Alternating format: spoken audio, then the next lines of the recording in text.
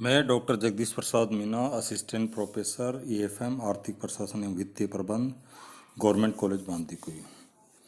विद्यार्थियों, आज अध्ययन करेंगे बीकॉम पार्ट सेकंड का जो फर्स्ट पेपर है, राजस्थान में आर्थिक पर्यावरण। इसके अंतर्गत राजस्थान में कृषि का महत्व या भूमिका, इम्पोर्टेंस ऑफ एग्रीकल्चर। राजस्थान अभी भी एक कृषि प्रधान राज्य है और कृषि वहाँ की अधिकांश जनसंख्या का रोजगार और आय का आधार है। कृषि का उसकी अर्थव्यवस्था में महत्व अपन निम्न बिंदुओं से उल्लेखित कर सकते हैं। राज्य के शुद्ध घरेलू उत्पादन का प्रमुख स्रोत। कृषि से राज्य के घरेलू आय का बड़ा भाग प्राप्त होता है। जहां 1960 एवं 61 में कृषि एवं संबद्ध क्षेत्रों से राज्य की सकल घरेलू आय का लगभग 57.3% भाग मिलता था, जो 2013 और 14 में घटकर 28.34% रह गया। नेक्स्ट पॉइंट है, राज्य की 62% जनसंख्या का जीविकोपार्जन का आधार कृषि ही है। कृषि पर राज्य की कुल जनसंख्या बहुत बड़ा भाग आश्रित है। यहाँ उनकी आय का आधार है। रोजगार का आधार, राज्य की जनसंख्या के रोजगार के प्रमुख स्रोत कुएं एवं पशुपालन ही है।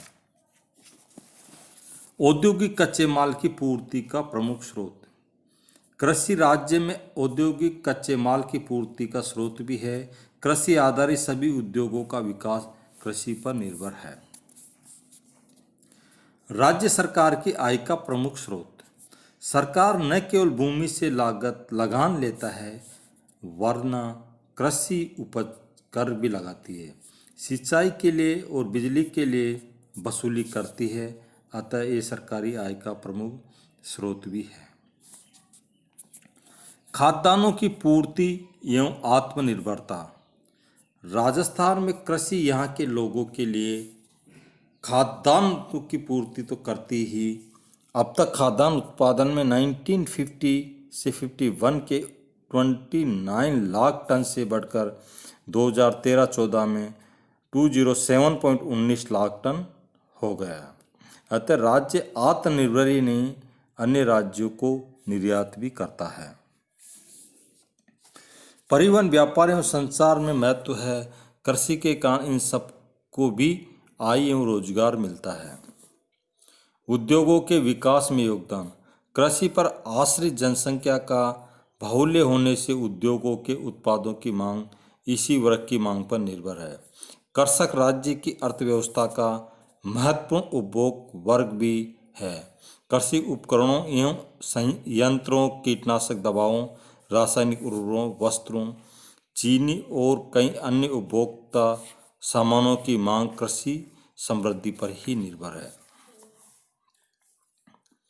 सामाजिक और राजनीतिक महत्व। राजस्थान की कृषि प्रधान अर्थव्यवस्था में कृषकों की बाहुल्यता के कारण उनका राजनीतिक महत्व बढ़ गया है। यही कारण है कि सभी राजनीतिक दल किसानों के हितों का पोषण कर आपको सत्ता बनाए रखना चाहते हैं। बैंकिंग तथा बीमा क्षेत्र का विकास, इनका विकास भी बहुत कुछ कृषि विकास से संबद्ध है। कृषि क्षेत्र में बढ़ते ऋणों से बैंकों के विकास को गति मिली है। ग्रामीण क्षेत्रों में शाखाओं का विस्तार हुआ है। बीमा व्यवसाय भी कृषि को समृद्ध के साथ साथ पनप रहा है। किसानों में जीवन बीमा और पशु बीमा लोकप्रिय हो रहा है। फसल बीमा भी महत्वपूर्ण बनता जा रहा है। अब विद्यार्थियों, राजस्थान में कृषि फसलों का ढांचा प्रतिरूप। राजस्थान की कृषि प्रधान अर्थव्यवस्था में खरीफ एवं रबी मौसम के अनुकूल कई प्रकार के फसलों को बोने हेतु उपयुक्त निर्णय लेने की समस्या आती है। जहां एक और खाद्यान्न फसलों में अनाज एवं दालें तथा व्यावहारिक फसलों में तिलहन, गन्ना, कपास, फल, सब्जियां एवं मसालों का समावेश होता, वहाँ दूसरी ओर किसानों को विभिन्न फसलों के बोने में वैकल्पिक निर्णय लेने पड़ते हैं। अतः फसल चक्र प्रतिरूप की समस्या का सामना करना पड़ता है। मीनिंग ऑफ क्रॉपिंग पैटर्न, फसलों के ढांचे। का अर्थ फसलों के ढांचे अथवा फसल चक्र प्रतिरूप का अभिप्राय एक निश्चित समयावधि के लिए कोई बनाई जाने वाला प्लान होता है जो फसलों के बारे में वैकल्पिक निर्णय कर प्रत्येक फसल के बोए जाने वाले भू क्षेत्र का निर्धारण करने से है। दूसरे शब्दों में यदि हम कहें तो किसानों द्वारा अलग अलग फसलों के बोए जाने वाले भू क्षेत्र का निर्धारण करना ही फसल ढांचा या प्रतिरूप कहा जाता है। फसल प्रतिरूप के किए जाने वाला प्रत्येक परिवर्तन विभिन्न फसलों के अंतर्गत बोए जाने वाले भू क्षेत्र में भी परिवर्तन लाता है। उदाहरणार्थ खरीफ के मौसम में कितने क्षेत्र में चावल व मक्का बोना है तथा कितने क्षेत्रों में ज्वार, बाजरा, तिलहन, कपास तथा गन्ना बोना है। राजस्थान में फसलों के ढांचे में परिवर्तन एवं बदलाव।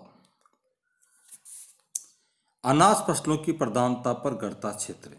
राजस्थान की विभिन्न फसलों के ढांचे में अभी भी अनाज फसलों की प्रधानता बनी हुई है क्योंकि प्रथम योजना काल में भी अनाज फसलों के अंतर्गत कुल कृषि क्षेत्र का लगभग 56% भाग था और अब 2013-14 में लगभग 36.86% क्षेत्र है।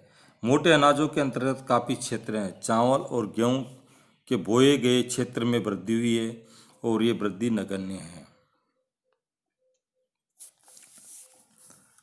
अनाजों की प्रधानता होते हुए भी अब उनके अंतर्गत क्षेत्र में कमी दृष्टिगोचर हुई है क्योंकि जहां पहले खाद्यान्नों के अंतर्गत 77% क्षेत्र था वह घटकर अब केवल 52.93 रह गया। दालों की फसलों को भी महत्वपूर्ण भूमिका है।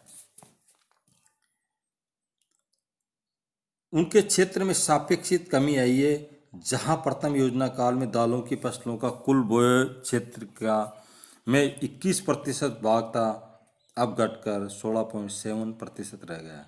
दालों की फसलों की भूमिका राज्य कृषि उत्पादन में महत्वपूर्ण बनी हुई है। नेक्स्ट पॉइंट है खाद्यान्न फसलों का कृषि में प्रभुत्व अब भी बरकरार है। जहां प्रथम योजना काल में औसत क्षेत्र बोए गए क्षेत्र के लगभग 77% भाग था, अब ये घटकर लगभग 52.93% रह गया। फिर भी खाद्यान्न फसलों की प्रधानता बनी हुई है। तिलहन फसलों के अंतर्गत बढ़ता क्षेत्र। राजस्थान में पिछले 40 वर्षों में तिलहन फसलों में तिल, सरसों, राई, मूंगफली, सोयाबीन आदि का क्षेत्र बढ़ा है। जहां प्रथम योजना काल में तिलहन फसलों के अंतर्गत बोए गए क्षेत्र का लगभग 6.2% भाग ही था, ये 2013-14 में बढ़कर लगभग 20.21% हो गया जो तिगुने से भी अधिक है। कपास का घटता क्षेत्र। राजस्थान में कपास एवं रुई के बढ़ते हुए मूल्य में किसानों को कपास की फसल बोने को प्रोत्साहन दिया गया। जहां पहले कपास के अंतर्गत 17.17% क्षेत्र था वो घटकर 1.50% रह गया है। अब राजस्थान की प्रमुख फसलें।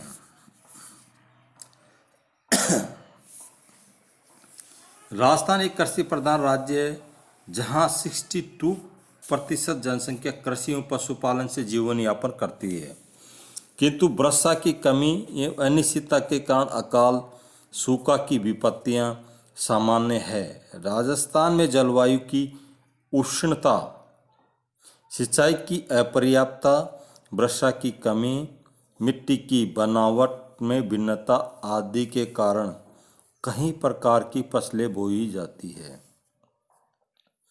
जहाँ एक और मोटे अनाज ज्वार, बाजरा, मक्का, चना, दालें व तिलहन पैदा होता है, वहाँ सिंचित क्षेत्रों में गेहूँ, चावल एवं कपास आदि फसलें बोई जाती है।